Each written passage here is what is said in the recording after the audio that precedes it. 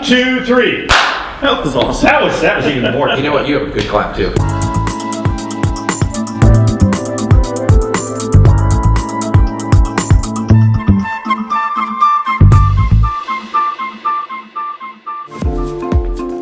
Mark Hunter, the sales hunter, just wrote the book High Profit Prospecting.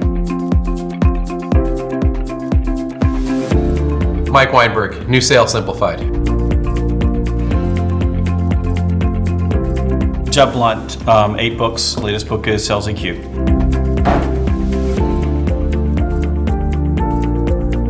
Anthony Innarino, 1 book, the only sales guide you'll ever need.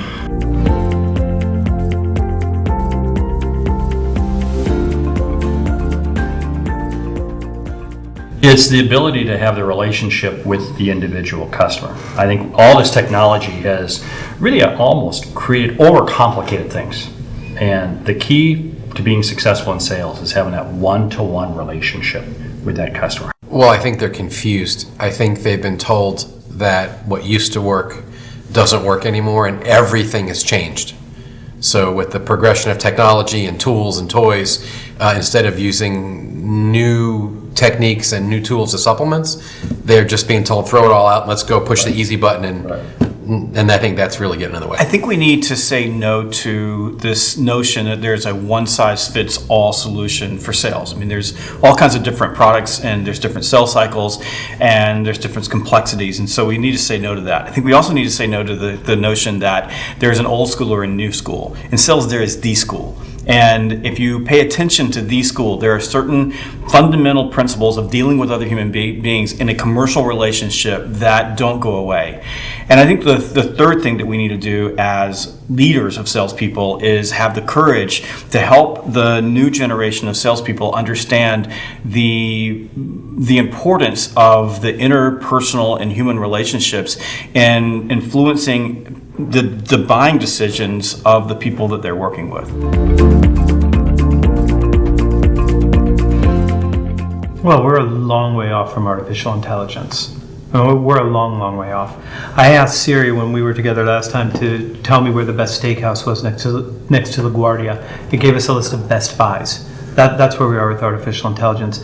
For the artificial intelligence to replicate a human's ability after 3.5 million years of evolution to look somebody in the eyes and know that they're lying, we're decades and decades away from that. But we don't even need to be there. So we know, this is again one of these mutual exclusive ideas.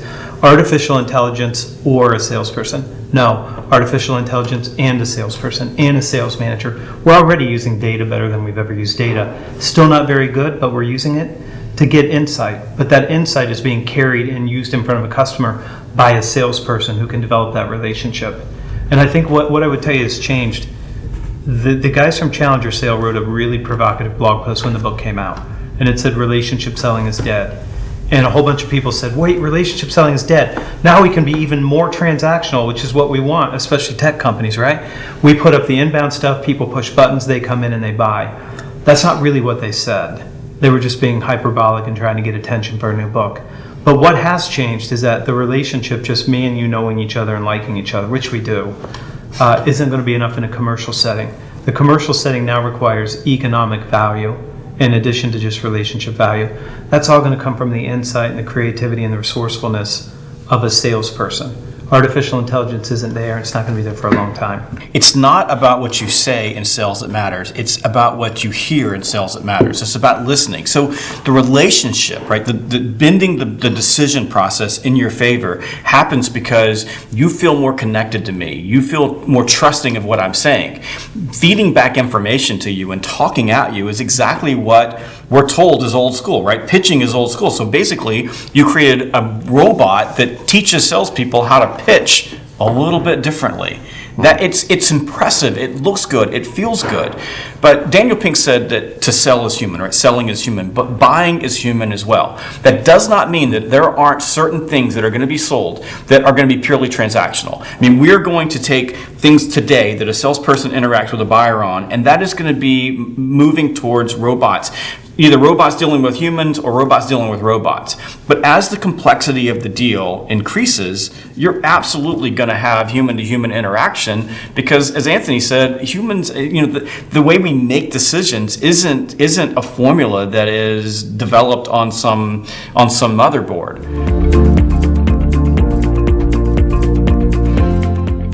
I'll tell you what we're seeing a lot of. I'll speak for myself. What I'm seeing a lot of is a lot of sales managers who live as desk jockeys with their head buried in the CRM screen, and they're faux managing their team by email. And they're not leading anybody anywhere. And the question I want to ask, because there's the piece that gets disconnected here is, we all know that top producers, and I love the example you gave where we're feeding better talking points to a rep, probably faster and better than our brain could do it. And I don't really have a problem with that.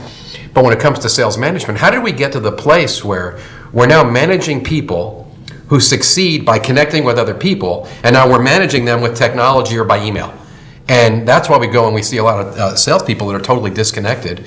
Their hearts aren't engaged, right? And they're running around. We got a lot of amateur sellers running around because their manager is only looking at analytics, not looking at their ability to connect with people.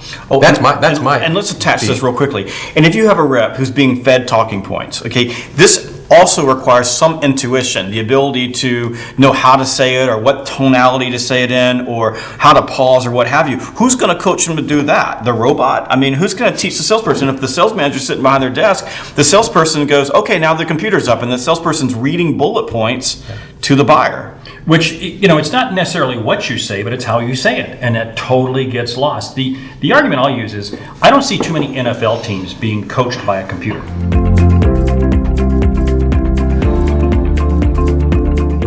I think we can use technology to coach.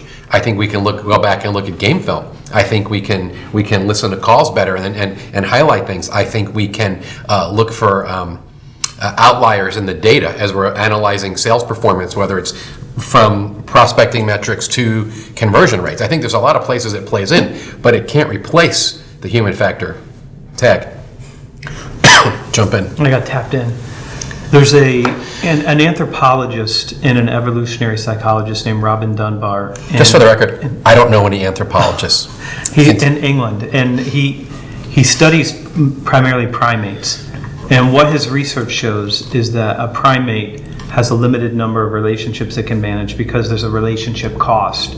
That goes with all relationships. It takes time, energy, you have to have a presence to have that relationship. That's not easily automated. But he's applied his research to human beings, and what he's discovered is that a human being can manage effectively plus or minus 150 relationships. It's called Dunbar's number. That's the limit of what a human being can manage because of the substrate of the human brain and the number of folds. If we had more folds, we could manage more relationships, but we don't. So you're limited. The best people can maybe get to 225. But now we have another substrate. We have silicon. So we have this outboard brain, and that outboard brain allows us to manage more relationships because we can communicate at scale, and we can create intimacy at scale. So we have the ability to manage these relationships in a way that allows us to decide, where do I need to have a presence? What does that focus need to be? How do I create value in that interaction? The leverage is going to come from using the technology to serve the relationship. And I'll just give you an example. I have a client, we had a meeting on Friday morning because I'm going to Manchester, England to speak to his company, and he couldn't get Skype up on his computer. And he's frustrated. He says, give me 10 minutes, I'll call IT, I'll call you back. He still can't get Skype working. And he says, listen, I want to talk to you face to face. And so the next thing, FaceTime rings. He's on FaceTime on my cell phone because he has to have the visualization. Right. He's working with a human being. He wants to see that human being. The phone has too much anonymity. It's not intimate enough. What human beings want is intimacy, and we need presence. The tools allow you to have that intimacy in two ways. One, as a salesperson with a client, and two, as a sales manager with your salesperson. If you look at you have to be intelligent. You said this the other day, you said you can't be, dumb and be good in sales anymore. You have to be smart. So you have your innate intelligence, your talent, you've got acquired knowledge, the things that you learn, you have your emotional intelligence, the ability to deal with other people, but there's one more that we don't talk about a lot, and it's technological intelligence. You have to have the ability to integrate technology and AI into your life so that it allows you to connect with other human beings. So what we have now is we've got a group of people who say, I'm not not really good at computers anymore. If you're in that group of people, I guarantee you're going to be carrying somebody's bag to their car because there's no way you're going to be able to make it.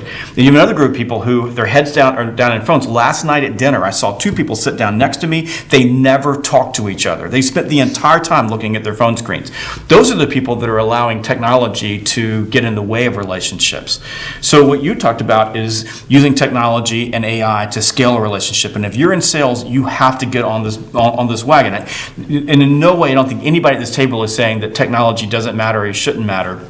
You must learn how to use it. The generation that is going to own sales in the future are the ones that have intelligence, they're smart, they have knowledge, they have skills, they have tools, they're emotionally connected with other human beings, and they absolutely know how to leverage AI and all of the technology that's coming their way to give them more time and more space to build better and deeper connections with human beings. IQ, EQ, TQ. You're going to need all three in the future. It's a new chapter in my book, and you're just now starting to write it because of the idea you got from Anthony, funny. right? But on the record, I had it first. He's taken enough ideas from us that it's fair that we give him a couple. Yeah, okay, that's good.